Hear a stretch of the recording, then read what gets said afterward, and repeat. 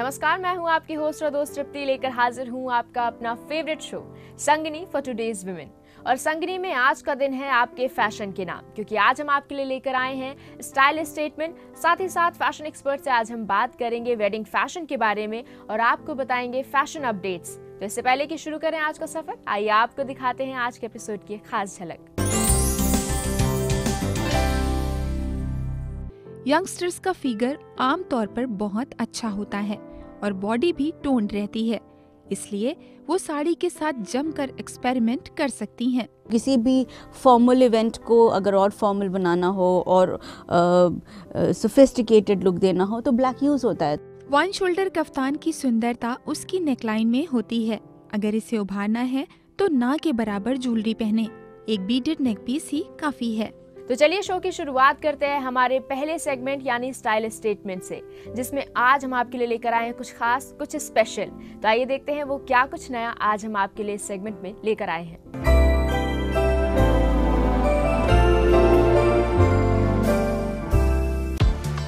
हमारे देश में ये माइंडसेट रहा है कि खास मौकों पर साड़ी ही पहननी चाहिए, पर भारतीय महिलाओं पर साड़ी बहुत जचती भी है, इसलिए यहाँ साड़ी का क्रेज कभी खत्म नहीं हुआ। हाँ, समय के साथ साथ इन्हें पहनने का अंदाज जरूर बदलता रहता है।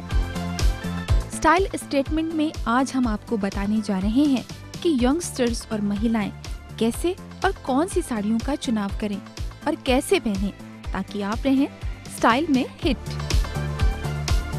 यंगस्टर्स साड़ी पहनने में दिक्कत महसूस करती हैं, इसलिए उन्हें शिफॉन, जॉर्जेट, नेट फैब्रिक की लाइट वेट साड़ी सिलेक्ट करनी चाहिए। यंगस्टर्स पर कैंडी कलर्स जैसे bright pink, orange, green, yellow आदि अच्छे लगते हैं, इसलिए उन्हें इन कलर्स का चुनाव करना चाहिए। यंगस्टर्स का फिगर आमतौर पर बहुत अच्छा होता है और बॉडी भी टोन्ड रहती है, इसलिए वो साड़ी के साथ जमकर एक्सपेरिमेंट कर सकती हैं। वे साड़ी के साथ बूस्टियर, हॉल्टर ब्लाउज, प्रिंटेड पेटीकोट आदि ट्राई कर सकती हैं। यंगस्टर्स हेवी वर्क वाली या बहुत ज्यादा प्रिंटेड साड़ी ना पहने, इससे वे मैच्योर नजर आएंगी। वे हेल्दी ज्वेलरी की जगह डेलिकेट ज्वेलरी पहने। हेवी शरीर वाली महिलाओं के लिए साड़ी का चुनाव बहुत आसान है, क्योंकि साड़ी एक ऐसा पहनावा है जिसमें वे अपना मोटापा आसानी से छुपा सकती हैं। ध्यान रहे, वे बहुत ज्यादा ट्रांसपेरेंट साड़ी पहनने से बचें और शिफॉन, जॉर्जेट और सिल्क की लाइट वेट साड़ी पहने। इन्हें पहनने पर वे स्लिम नजर आएंगी। हेवी शरीर वाली महिलाएं बहुत ज्यादा हाई व लो नेक वाले ब्लाउज पहनने से बचें, इससे अपर बॉडी हेवी नजर आती है। हो सके तो ब्लाउज का नेक 7 इंच ही रखें। जहाँ तक फैशन स्टेटमेंट की बात है, 40 की उम्र के बाद साड़ी का चुनाव बहुत सोच समझकर करना चाहिए। इस उम्र में ज्यादा एक्सपेरिमेंट करने से बचना चाहिए। शादी ब्याह जैसे खास मौकों पर बनारसी, चंदेरी जैसी एलिगेंट साड़ियाँ पहननी चाहिए। उनके लिए फ्लोरल प्रिंट, हैंडलूम आदि बेस्ट चॉइस है। उन्हें इस उम्र में सिंपल ब्लाउज पहनने चाहिए। कम हाइट वाली महिलाओं को शार्प कंट्रास्ट से बचना चाहिए, जैसे रेड के साथ ग्रीन का कॉम्बिनेशन पहनने के बजाय रेड के साथ पिंक का कॉम्बिनेशन चुनें। अगर वे कंट्रास्ट कलर सिलेक्ट करती हैं तो उनकी हाइट कम नजर आएगी। कम हाइट वाली महिलाएं बड़े और बोल्ड प्रिंट ना पहने, इससे हाइट कम नजर आएगी। इनके लिए छोटे और डेलिकेट प्रिंट्स बेस्ट हैं। कुछ इसी तरह हेवी एम्ब्रॉयडरी व मोटे फैब्रिक वाली साड़ी भी ना पहने। फैशन एक्सपर्ट्स के मुताबिक कम हाइट वाली महिलाएं चौड़े बॉर्डर वाली साड़ी पहनने से बचें, इससे भी उनकी हाइट और कम नजर आती है। ऐसी महिलाएं 2 से 3 इंच वाले बॉर्डर वाली साड़ियों का ही इस्तेमाल करें। तो आप भी फॉलो करें इन स्टाइल स्टेटमेंट वाले टिप्स को और दिखें हिट अपने सदाबहार साड़ीज के साथ।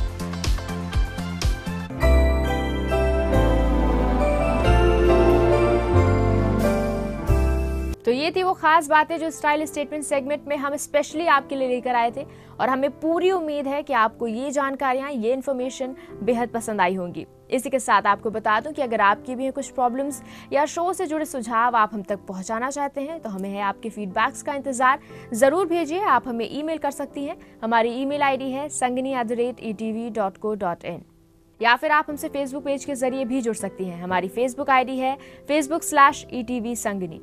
यहाँ वक्त हो चला एक छोटे से ब्रेक का। ब्रेक के बाद जब हम वापस लौटेंगे तो बात करेंगे वेडिंग फैशन की हमारे फैशन एक्सपर्ट से।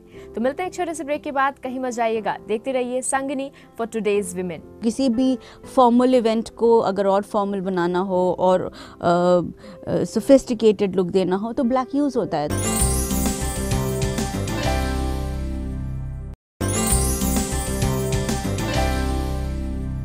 Welcome back after the break. आप देख रहे हैं आपका अपना favourite show Sangini for today's women. तैयारियां जोरों शोरों पर होंगी और लगभग सब कुछ आप प्लान कर चुकी होंगी, लेकिन अभी भी बहुत सारी कंफ्यूजन्स होंगी, अभी भी बहुत सारी ऐसी चीजें होंगी जिनको आपने प्लान नहीं किया होगा, जिनके बारे में आपने सोचा भी नहीं होगा। तो आपकी इन्हीं सारी कंफ्यूजन्स को दूर करने के लिए और आपके ब्राइडल फैशन को और भी अपडेटेड रखने के लिए आज हमारी फैशन एक्सपर्ट शिप्रा जी से हम इसी बारे में बात करने वाले हैं। Shipra ji, welcome to our show. Hello Shipra ji, wedding fashion की आज हम बात करने वाले हैं। ब्राइडल फैशन जो सबसे खास होता है, क्योंकि एक ब्राइड के लिए स्टैंड आउट करना ज़रूरी होता है, क्योंकि ये उसका खास दिन होता है। उसके हिसाब से क्या कुछ ट्रेंड्स हैं, क्या कुछ प्लान करना चाहिए? बेसिकली आज अगर हम देखते हैं तो दो दिशा में ट्रेंड्स जा रहे हैं।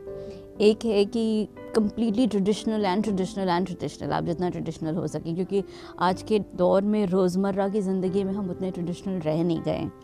तो स्पेशली वेडिंग्स और इस तरीके के जो बड़े ओकेजन्स हैं, लाइफ टाइम इवेंट्स हैं, इसमें लोगों की ज़्यादा इच्छा जगती है कि अब और traditional, let's go traditional because we are not normally traditional.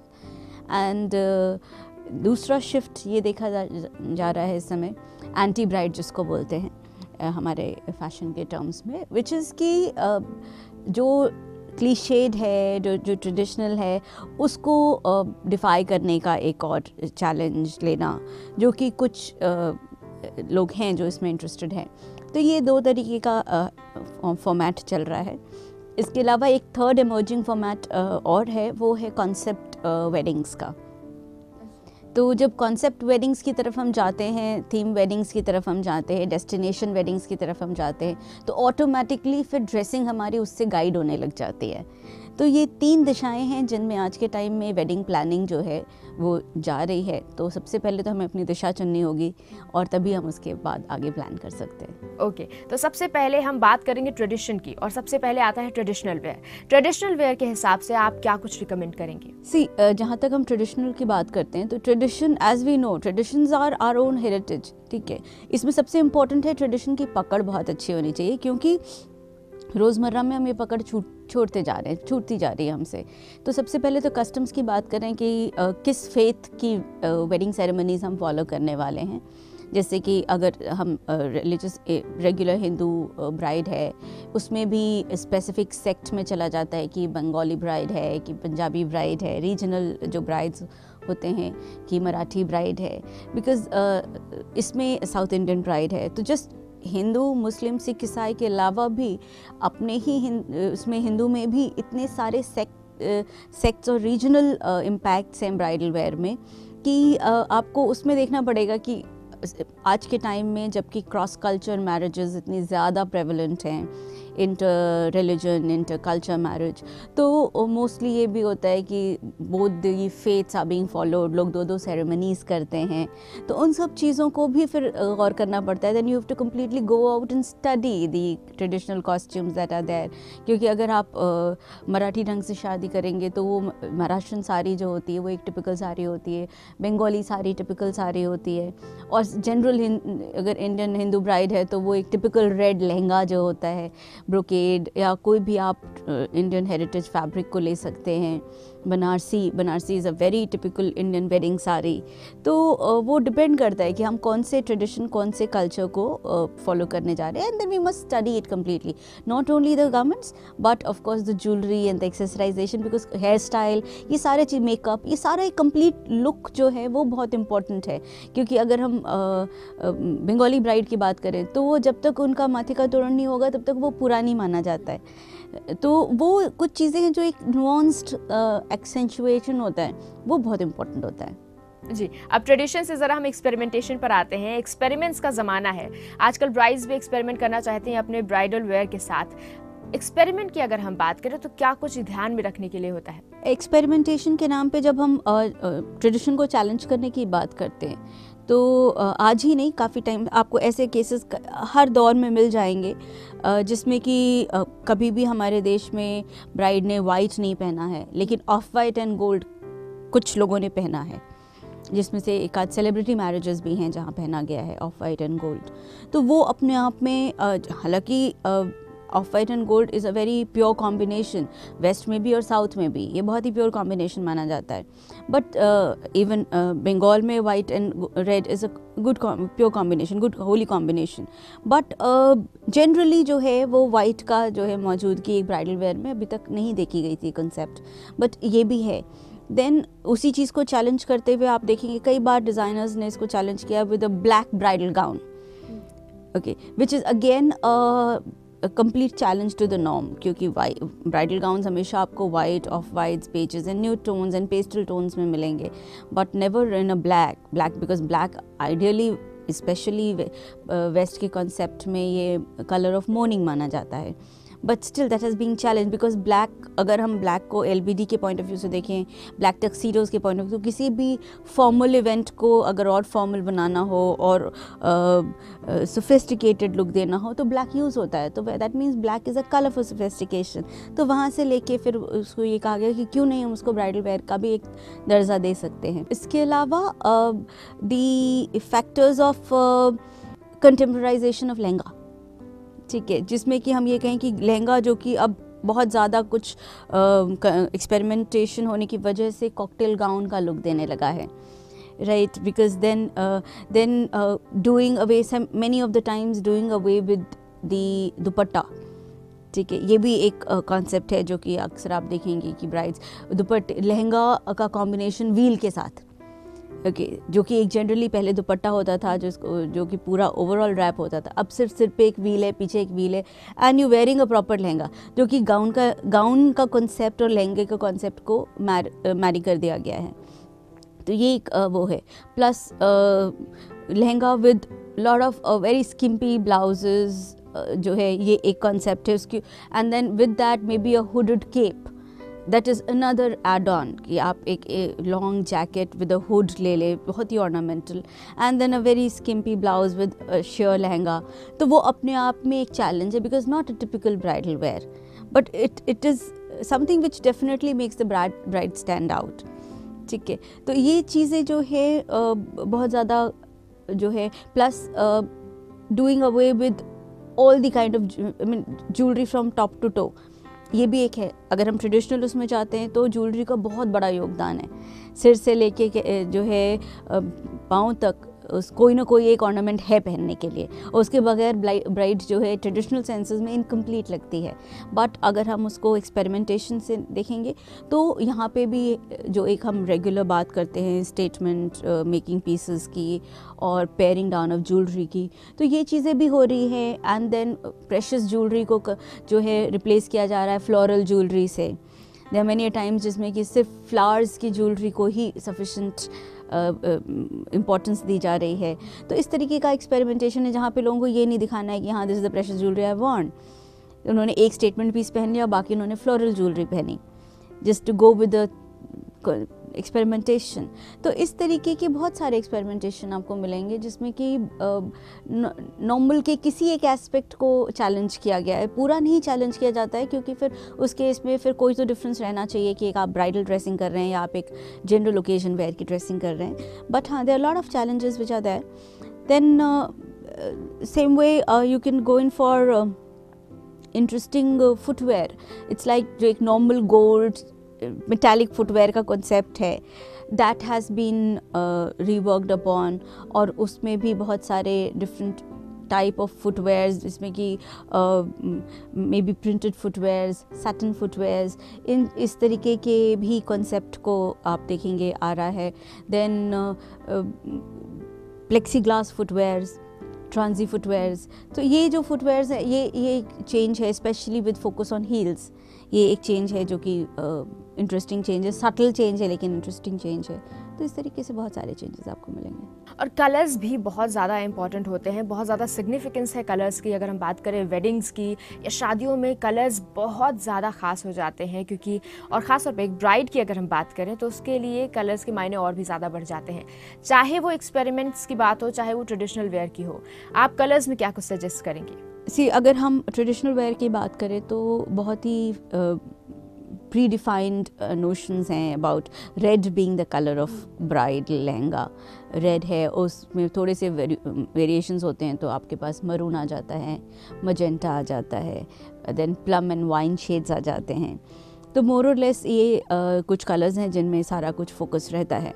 But उससे थोड़ा सा और हम एक्सपेरिमेंटेशन पे जाते हैं तो फिर आप देखोगे peach, cream, powder blue and lime, इस तरीके के कलर्स हैं। और बहुत ज़्यादा एक्सपेरिमेंटेशन पे जाते हैं तो जितना ज़्यादा हम एक्सपेरिमेंटल होते हैं उतना हम न्यूड टोन्स की तरफ चले जाते हैं। बिकॉज ऑफ पीट कलर्स अगर हम कहें ब्राइड के लिए जो नहीं है रिकमेंडेड कलर्स, वो सारे न्यूड टोन्स हैं जो नहीं है रिकमेंडेड, या वाइट्स, एक्रोमैटिक्स हैं जो रिकमेंडेड नहीं हैं।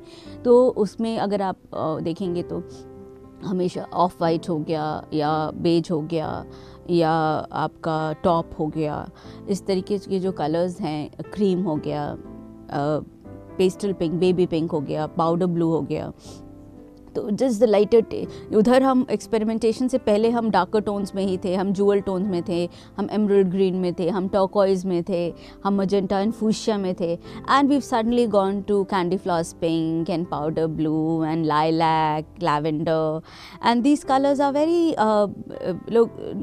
not so bridal colors, but yes, when they are worn embellished with good metallic tones, तो एक definitely एक टू स्टैंड आउट वाला फीलिंग तो निकल के जनरेट होती है।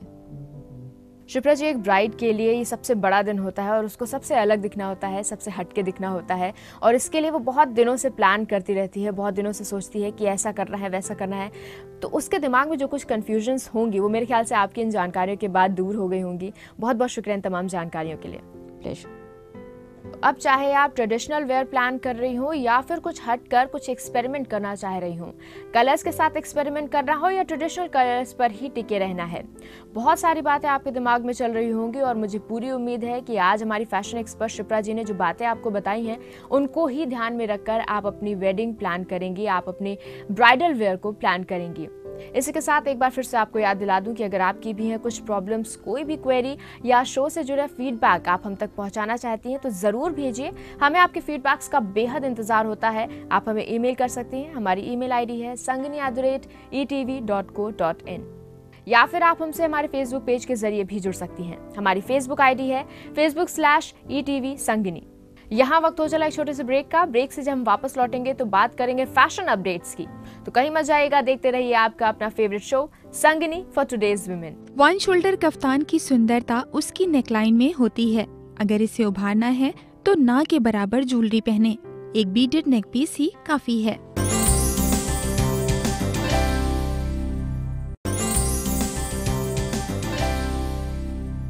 Welcome back after the break. आप देख रहे हैं आपका अपना favourite show Sangini for today's women, और अब वक्त है आपको फैशन अपडेट्स बताने का, क्योंकि फैशन में बने रहने के लिए जरूरी है कि आप अपडेटेड रहें, जरूरी है कि लेटेस्ट ट्रेंड्स की जानकारियां आपको हों। तो इन्हीं सारी जानकारियों के साथ हम लेकर हाजिर हैं हमारा ये सेगमेंट फैशन अपडेट्स का। लेकिन आज इस सेगमेंट में हम आपके लिए लाए हैं कुछ खास, कुछ नया। आइए देखते हैं वो क्या है।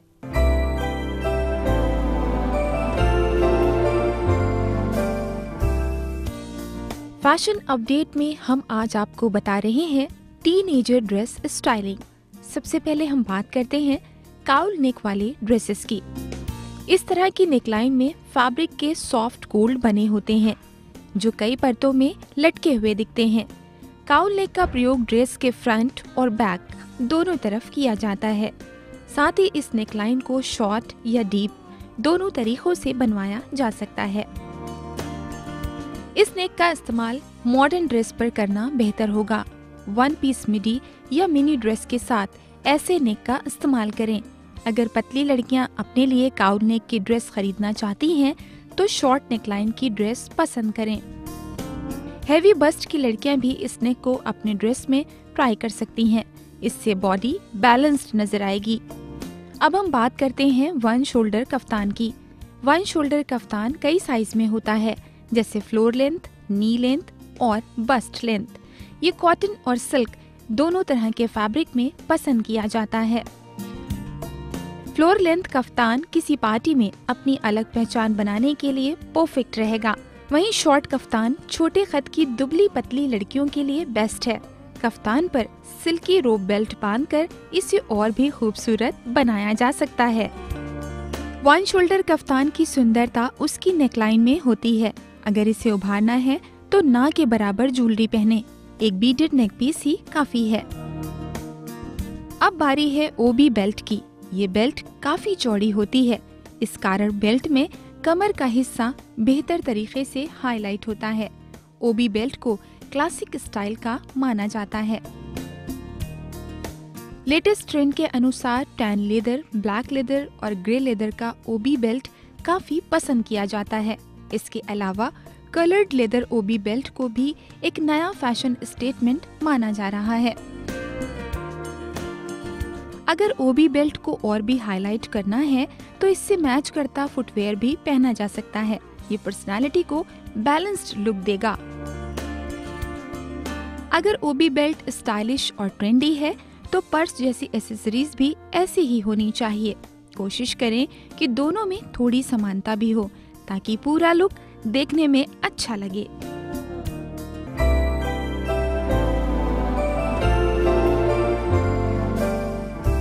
तो फैशन अपडेट से जुड़ी ये सारी जानकारियां मुझे पूरी उम्मीद है कि आपको बहुत पसंद आई होंगी, क्योंकि इस बार हम कुछ नया आपके लिए लेकर आए थे।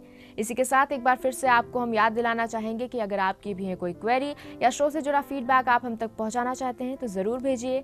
हमारी ईमेल आईडी है sangini@etv.co.in, या फिर आप हमसे फेसबुक पेज के जरिए भी जुड़ सकती हैं। हमारी फेसबुक आईडी नोट कीजिए, facebook/etv संगिनी।